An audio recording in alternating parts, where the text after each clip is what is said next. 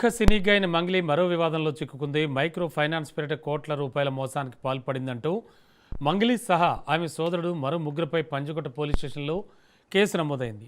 పెట్టుబడుల పేరుతో మోసం చేయడమే కాకుండా బాధితుల తరపున ప్రశ్నించిన న్యాయవాదిని చంపేస్తామని బెదిరించారనే ఆరోపణలపై పంజగుట్ట పోలీసులు ఆమెపై కేసు నమోదు చేశారు. ఈ కేసులో మంగ్లీ సహా ఆమె సోదరుడు శివ, విరాట పర్వం ఫేమ్ డైరెక్టర్ వేణు ఉడుగుల పేర్లు కూడా ఉండడం సినీ వర్గాల్లో కలకలం రేపుతోంది.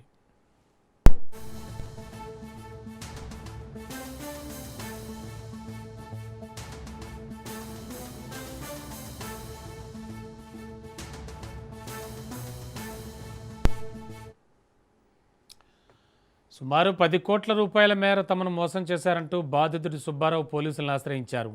పెట్టిన పెట్టుబడి తిరిగి ఇవ్వాలని కోరితే మంగళి ఆమె సోదరుడు తనను బెదిరిస్తున్నారని, తనకు ప్రాణహాని ఉందని బాధితుడు తన ఫిర్యాదులో తెలిపాడు. బాధితుడి ఫిర్యాదును స్వీకరించిన పోలీసులు బిఎన్ఎస్ సెక్షన్ 351(2), 352 కింద కేసులు నమోదు చేశారు. గతంలో కూడా పలు వివాదాల్లో నిలిచిన మంగళి ఇప్పుడు ఈ ఆర్థిక మోసం కేసులో ఇరుక్కోవడం చర్చనీయాంశంగా మారింది.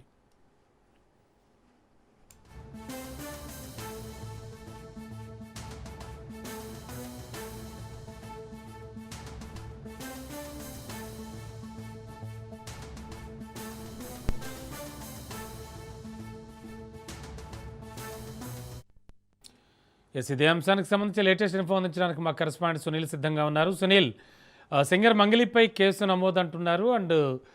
అంతేకాకుండా డైరెక్టర్ వేణు ఉడుగుల పై కూడా కేసు నమోదైందంటున్నారు. ఏం జరిగింది యాక్చువల్లీ? సింగర్ మంగ్లీ మరొకసారి వివాదంలో చిక్కున్నారని చెప్పవచ్చు. ప్రతి చోట ఏదో ఒక వివాదంలో మంగ్లీ పేరు వస్తూనే ఉంది. ఇటీవల కాలంలో ఒక డ్రగ్స్ పార్టీ విషయంలో కూడా మంగ్లీ పుట్టినరోజు వేడుకల్లో కూడా మంగ్లీ కొంత వివాదంగా మారారు.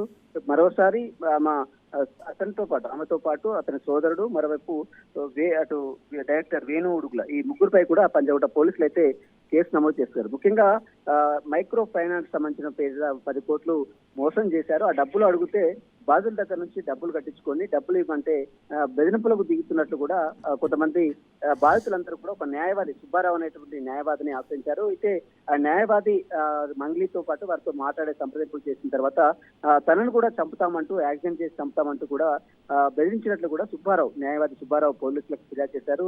ఇక న్యాయవాది సుబ్బారావు ఫిర్యాదు మేరకు పంజగుట్ట పోలీసులు కేసు నమోదు చేసుకొని బిఎన్ఎస్ సెక్షన్ 352(2) తో పాటు 351 కింద ప్రస్తుతం అయితే పోలీసులు కేసు నమోదు చేసుకుని దర్యాప్తు కొనసాగిస్తున్నారు. ప్రతి చోట ఎక్కడ ఒక వివాదాలు జరిగినా కూడా అక్కడ మంగ్లీ పేరు అయితే ప్రత్యక్షం అవుతుంది. గతంలో డ్రగ్స్ పార్టీ కేసులు కావచ్చు, పుట్టినరోజు వేడుకల కేసు కావచ్చు, మరోవైపు కొంత ఈ యొక్క పార్టీల పేరుతో కూడా ప్రతి చోట